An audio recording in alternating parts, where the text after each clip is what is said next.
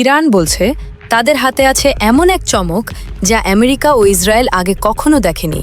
কিন্তু সেটি আসলে কি?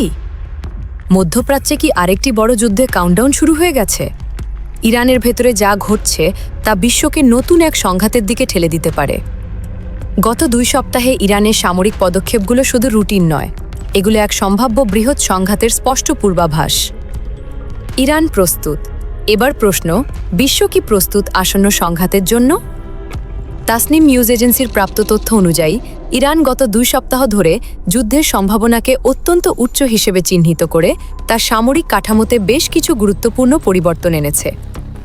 প্রথমত, সামরিক পুনর্বিন্যাস।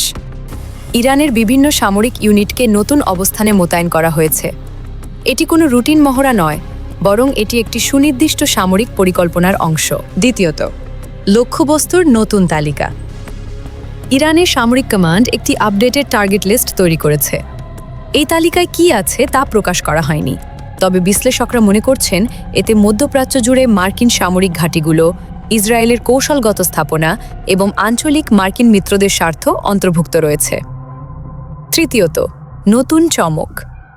তাসনিমের সূত্র জানাচ্ছে যে এবার ইরানের হাতে এমন কিছু আছে যা আমেরিকা এবং ইসরায়েল আগে দেখেনি। এই চমক কি হতে পারে তা নিয়ে বিশ্বব্যাপী প্রতিরক্ষা ইরানের সামরিক সক্ষমতা আজ মধ্যপ্রাচ্যের সবচেয়ে জটিল এবং বিস্তৃত প্রতিরক্ষা ব্যবস্থার একটি। প্রথমত, ব্যালিস্টিক মিসাইল। ইরানের কাছে রয়েছে হাজার হাজার কিলোমিটার পাল্লার ballistic missile. Shahab series, Emad, Ghadr, এমনকি হাইপারসনিক মিসাইল, এগুলো মধ্যপ্রাচ্যের যে কোনো লক্ষ্যবস্তুতে আঘাত হানতে সক্ষম। দ্বিতীয়ত, ড্রোন প্রযুক্তি। ইরান বিশ্বের সবচেয়ে উন্নত ড্রোন শক্তিগুলোর একটি। শাহেদ সিরিজের কামিকাজি ড্রোন ইতিমধ্যে বিভিন্ন সংঘাতে তার ভয়াবহ কার্যকারিতা প্রমাণ করেছে। তৃতীয়ত, আঞ্চলিক প্রভাব ও প্রক্সি নেটওয়ার্ক। লেবাননে হিজবুল্লাহ, গাজায় হামাস, ইয়েমেনে আনসারুল্লাহ, ইরাকে হাশদ আল-শাবি, এই পুরো অক্ষটি ইরানের কৌশলগত গভীরতা। একটি সংঘাত শুরু হলে এটা শুধু ইরানের মাটিতে সীমাবদ্ধ থাকবে না। চতুর্থত, সাইবার যুদ্ধ সক্ষমতা। ইরানের সাইবার বাহিনী গত কয়েক বছরে মার্কিন ও ইসরায়েলি অবকাঠামোতে বেশ কয়েকটি সফল সাইবার অপারেশন পরিচালনা করেছে বলে গোয়েন্দা সূত্রগুলো জানিয়েছে। এখন সবচেয়ে বড় প্রশ্ন, তাসনিমের সূত্র যে নতুন চমকের কথা বলছে সেটা কি হতে পারে? বিভিন্ন প্রতিরক্ষা বিশেষজ্ঞ কয়েকটি সম্ভাবনার কথা বলছেন। প্রথম সম্ভাবনা, নতুন মিসাইল সিস্টেম। ইরান হয়তো এমন কোনো মিসাইল সিস্টেম উন্মোচন করতে পারে যা আমেরিকার বর্তমান ক্ষেপণাস্ত্র প্রতিরক্ষা ব্যবস্থাকে ফাঁকি দিতে পারে। বিশেষ করে হাইপারসনিক গ্লাইড ভেহিকল প্রযুক্তিতে ইরানের অগ্রগতির কথা বেশ কিছুদিন ধরেই আলোচিত হচ্ছে। দ্বিতীয় সম্ভাবনা, সমন্বিত বহুমুখী আঘাত। একসঙ্গে একাধিক ফ্রন্ট থেকে আঘাত।